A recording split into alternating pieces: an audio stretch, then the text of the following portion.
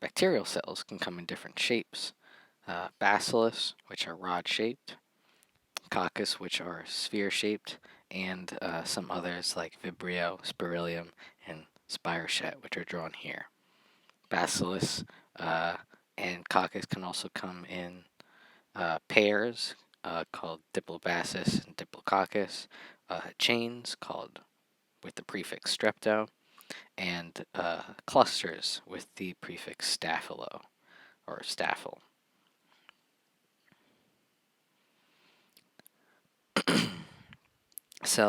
Bacterial cells can also move with the help of flagella, which are protrusions from the cell that move around to help the cell swim.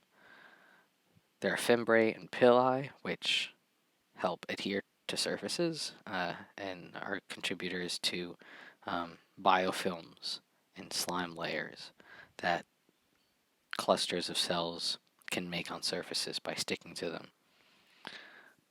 The movement is called a run, which is when the flagella swirl in one direction and push the cell forward. A tumble is a stop with the intent of redirecting to another run. Specific bacteria I'm going to talk about is Mycobacterium tuberculosis. It has all of its DNA in its nucleoid region in the center of the cell, and it has ribosomes that are part of protein synthesis.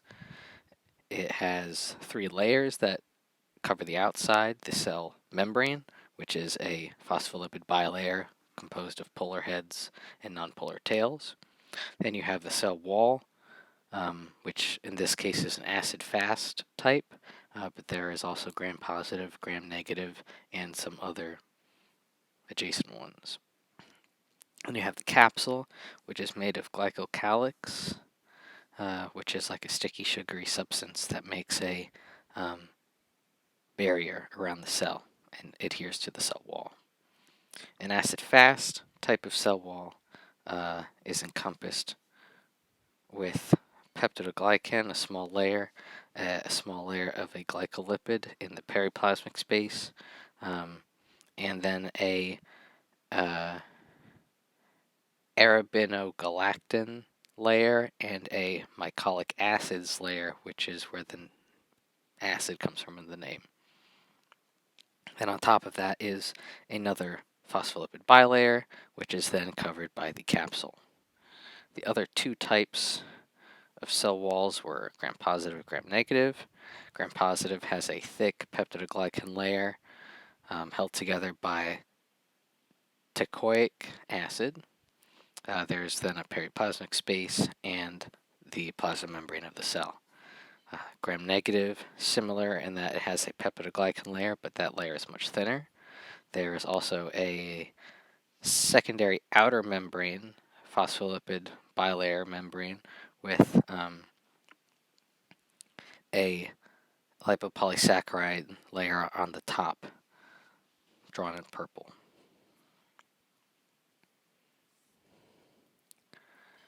This differentiates bacterial single-cell prokaryotes from eukaryotic cells.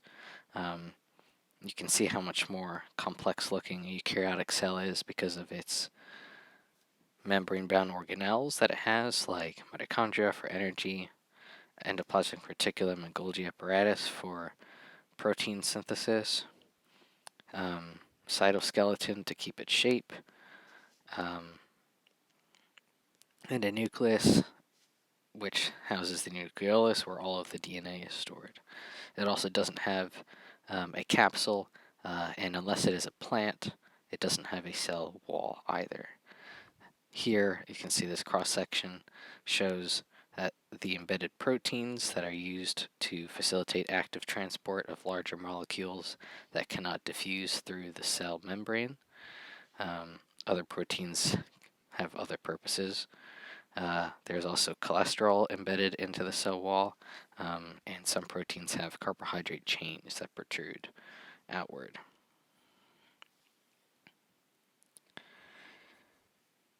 If we wanted to use an antibiotic against Mycobacterium tuberculosis, it would be best if it targeted the production of peptidoglycan, therefore reducing the strength of the cell wall, or reducing the cell wall entirely, and making the cell viable to destruction.